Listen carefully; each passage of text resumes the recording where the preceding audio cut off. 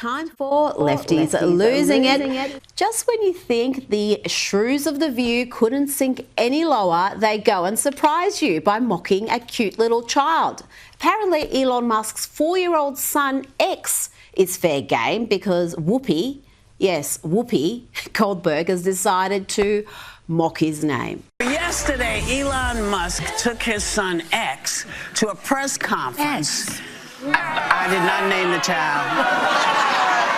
And I don't want to hear any more mess about our names, okay?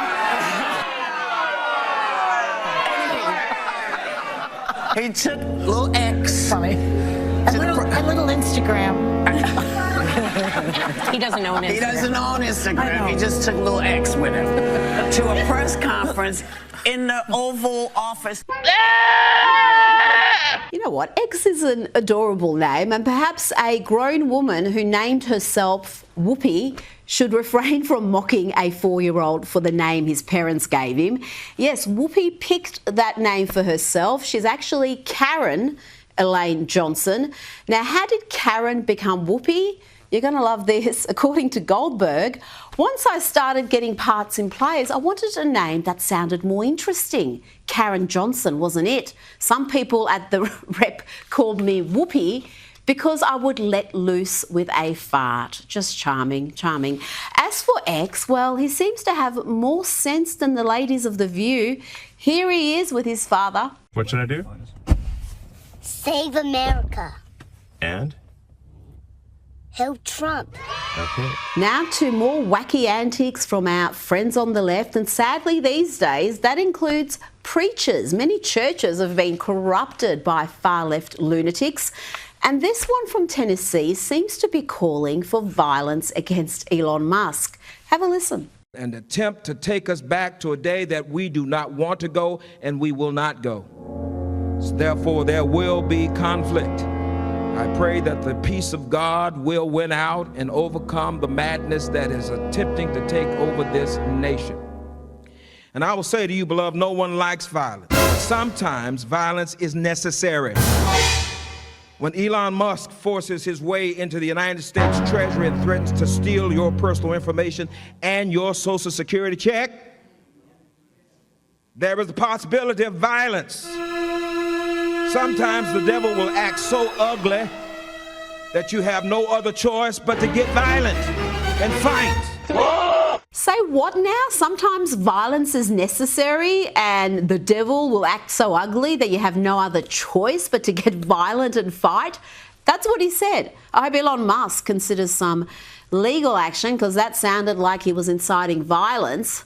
Now to Canada, where a reverend and LGBT activist is preaching that Christians should stop referring to Jesus as their saviour because it may be offensive to other religions. There was one word in those bedrock beliefs that began for me to be uncomfortable. Problematic. When people now come to our church, many of them will first check the website to see what this church is about, what they believe. And many of the folks who did that would tell me out in the community, Brent, I looked up your church and it sounded reasonable, but when I got to that word Savior, it was a problem. And it was a problem because I'm from another faith tradition. Or it's a problem because I don't believe that everyone has to accept Jesus as personal Lord and Savior like the fundamentalists say. If you're from another faith or you don't think you should accept Jesus as your Lord and Saviour, then what are you doing in a Christian church? I mean, really? Do you think anyone walks into a mosque and demands they stop being so preoccupied with Muhammad? I don't think so. If activists are running your church, then your church isn't really a church anymore. Now let's check in with possibly the most annoying woman in the world. Yes, even more annoying than MSNBC anchors and the ladies of The View. If you're going to be a bigot with your whole ass chest. You'll have to forgive me, Pumpkin. My particular flavor of neurospiciness prefers bluntness. They, them isn't a singular pronoun. That you're spouting is wrong, cutie. Ask the APA, MLA, Oxford Dictionary, Merriam-Webster, ChatGPT, Wikipedia, and basically every source on the internet. Sweetie, they're all gonna tell you you're wrong. Yeah. I hate to break it to you, sweetie, but just because Wikipedia and other online resources have been corrupted by far-left lunacy doesn't mean you or they are right. It just means the rot is deep. It means the trans activists have managed to exercise disproportionate power in trying to convince folk that, I don't know, day is night, white is black, men are women. But sadly, there are plenty of brainwashed simpletons who have swallowed every argument put forward by the trans activist, and that includes the adult daughter of Tim Walz. You remember him, the man who wanted to be vice president.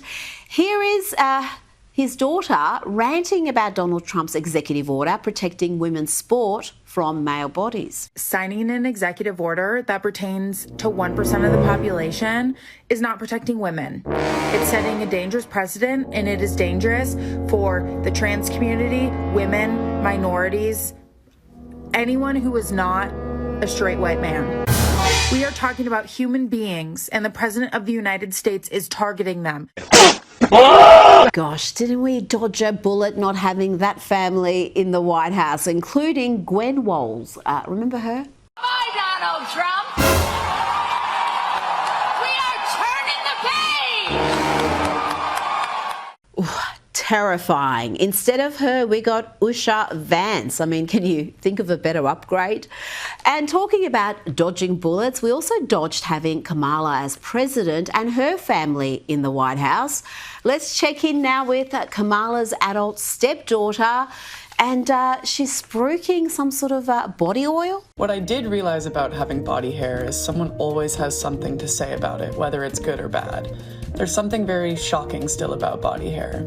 Most commonly I see, I bet you smell bad, or damn, that's dirty. Little did and do they know I'm as clean as a whistle and heavily moisturized thanks to fur oil. I've been using this heavily in my daily routine for as long as I've had body hair. And we'll have plenty more Lefties Losing It content with my next guest. Today, the Justice Department announced it was suing New York over its failure to fully cooperate with federal immigration enforcement. Governor Kathy Hochul, State Attorney General Letitia James and DMV Chief Mark Schroeder are all in the firing line. Here is US Attorney General Pam Bondi. We have filed charges against the state of New York. We have filed charges against Kathy Hochul. We have filed charges against Letitia James and Mark Schroeder. This is a new DOJ, and we are taking steps to protect Americans, American citizens, and angel moms, like the mom standing right behind me, who you're going to hear from in a moment.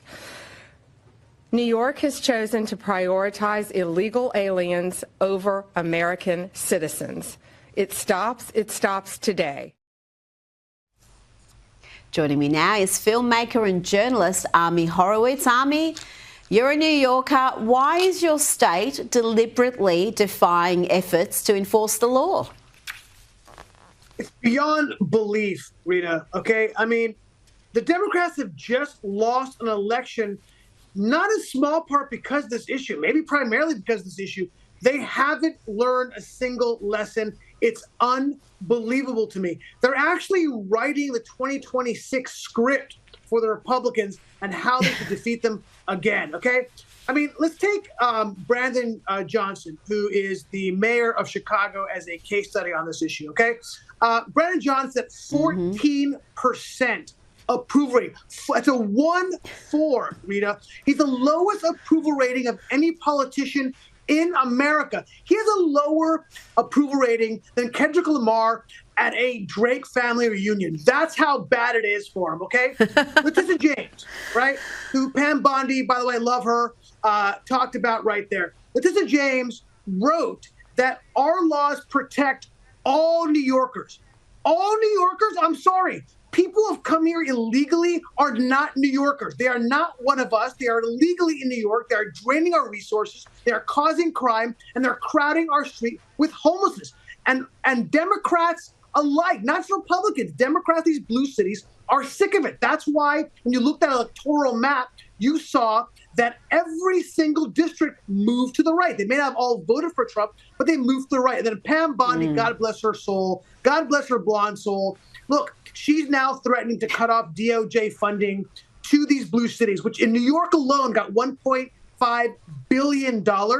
And overall, they got over $8 billion. I'm here for it, man. This is what we got to do.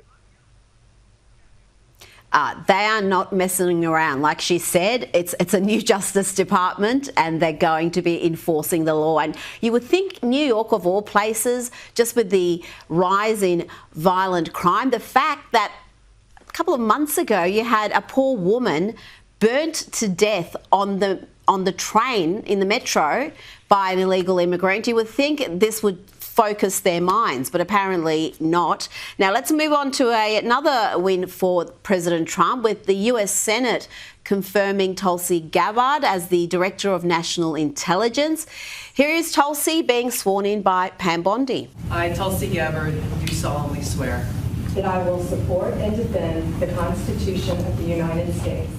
Former Senate Republican leader Mitch McConnell was the only Republican to vote against Tulsi's confirmation, though these days, with his condition, one wonders if someone else is pulling McConnell's strings. Remember this? Did you hear the question, Senator? Running for re-election in 2026? All right, I'm sorry, you all. We're going to need a minute.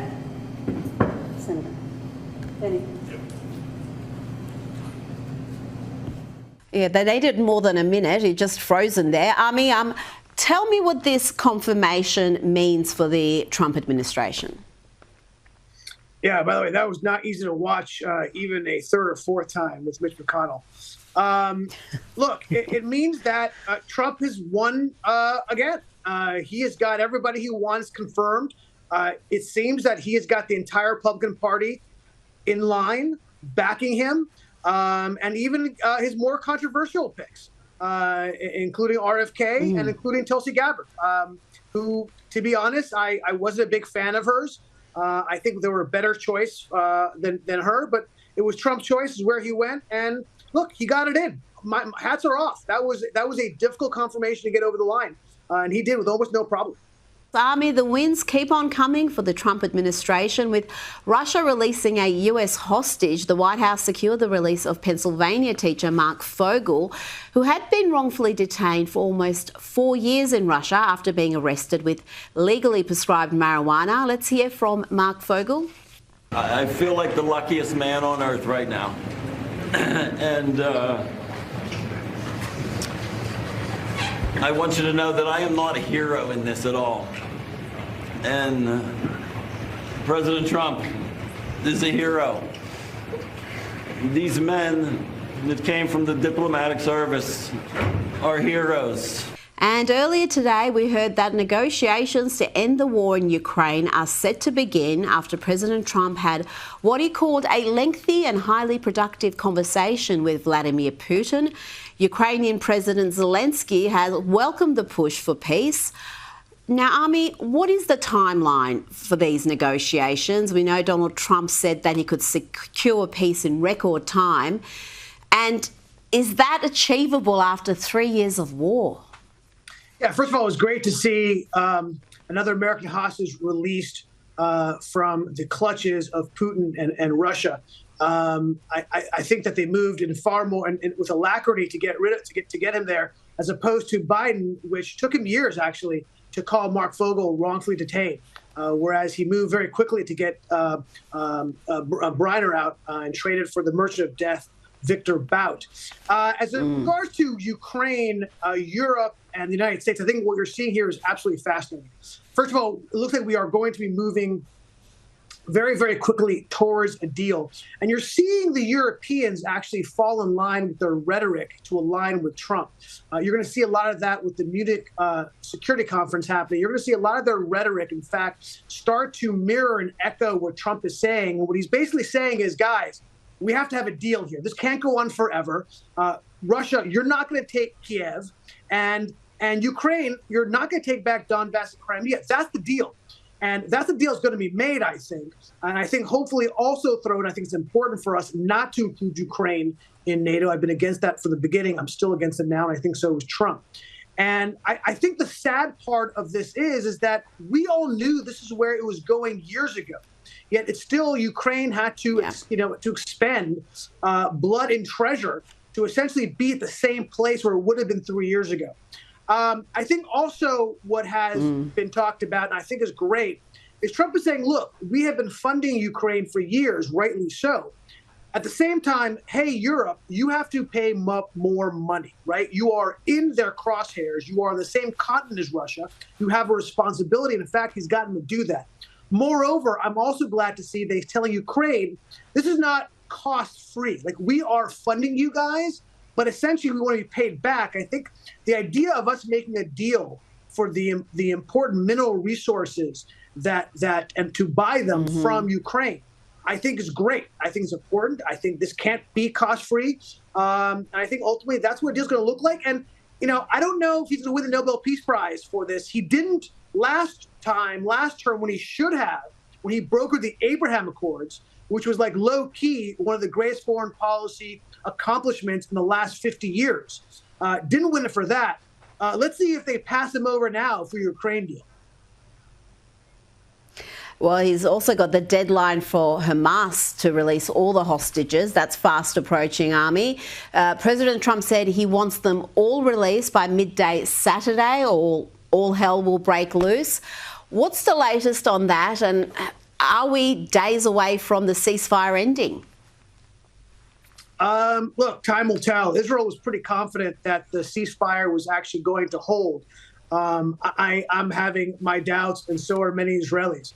Look, I think Hamas has made the decision, and they said, they gave up the hostages quickly, the first tranche of them, because they were relatively healthy looking. The hostages were held in different places, were treated differently. I think this next tranche of hostages, I think one will see that they were tortured and scarred and starved. And I think it's not a good look for Hamas when you have Jews looking like they're Holocaust survivors. I'm sorry to say that, but that's what we're facing. And Hamas doesn't want to have that blowback. I think it's important to note the difference between the rhetoric of the Trump administration versus what the rhetoric of the Biden administration has been in the past. Trump is telling Israel, you do what you got to do. You have free reign. This is your decision to make. No doubt that if Biden was president, he would force Israel to keep the terms of the ceasefire, even though Hamas has violated. We know this because he's done it in the past. He cajoled, and he pushed, and he threatened, and he embargoed Israel for defending herself. So I think that Israel finds itself in an enviable position where it can make its own foreign policy decisions and decide how it wants to treat its neighbor in a time of war. I think Israel is benefiting from that for sure. And we saw the Jordanian king at the White House earlier this week. It's clear that President Trump wants those countries to do more. Jordan, Egypt, Lebanon, perhaps. He wants them to pull their weight and not have the West carrying the weight of this crisis. How do you see that progressing? Do you see those countries taking in Palestinian refugees, resettling them, or are they going to continue to refuse to do that? No, I don't see them taking them in. Look, I think they know what they got themselves into when they took in Palestinian refugees the first time around. Palestinians are particularly radical. They have radicalized the population of the country that they've entered. They've caused tremendous amount of issues and problems and angst for those countries. So I don't think they're looking to take in more radical Hamas Palestinians into their country. Look, I think Trump has a certain amount of leverage with them, but I think they're going to hold true to that. I think he has more leverage to say to the Arab world, look, you guys have to finance a reconstruction of Gaza. That shouldn't be on the shoulders of the United States and Europe. That really, this is your region, your area. You need to shoulder that load. But I think ultimately, look, I think the Palestinians are going to remember this war, this campaign for generations. I think they hopefully have come to the realization that when you spill Jewish blood, there are real prices and consequences for those actions. And hopefully we'll have a better and more stable Middle East because of it. I fear that lesson is not going to be learned, but I think the normalisation of relationships in the Middle East, Saudi Arabia and Israel, for example, if that comes in the next few months or even in Trump's second term, that will have an enormous difference because it just shifts the entire understanding of how that region works. For so long, we were told that until the Palestinians have statehood, you can never have relationships normalised in that region. And Trump with the Abraham Accords show that that was a fallacy. So it's going to be fascinating to observe. Just before you go, I want to ask you about the World Health Organization. Donald Trump's withdrawn from it. Argentina is set to follow. And the WHO chief is now panicking, is pleading with other countries to help get the US to reconsider. How do you see this resolving? Are we going to see the World Health Organization reformed or just more countries leaving? Yeah, I'm sorry, World Health Organization. Maybe you shouldn't have partnered with China in hiding the coronavirus. Maybe you would have a little more credibility on the world stage, and particularly the United States. Are they going to reform themselves? That's not the DNA of the United Nations and its organizations. Reform is not what they do. Look, Argentina, love it. Milei, my spirit animal, following Trump's lead. I'm all down for it. I hope more countries will follow suit. There has to be a price to pay for these organizations. They can't simply continue doing the same actions that are harming the United States, harming the world, and continue to say, we're going to get more money from you. It doesn't work that way. We have to use the leverage we do. The leverage we have is economic. I'm glad we're doing it. Hopefully we'll make a change.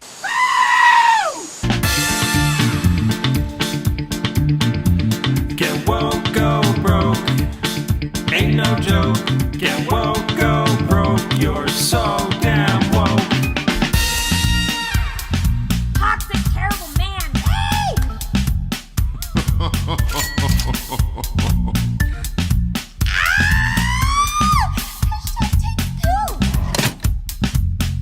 Go away now. The Oscars think they can go woke, but Hollywood will now go broke. YouTube give itself an award, and Susan take a fall on the sword. Get woke, go broke. Ain't no joke. Get woke, go broke. You're so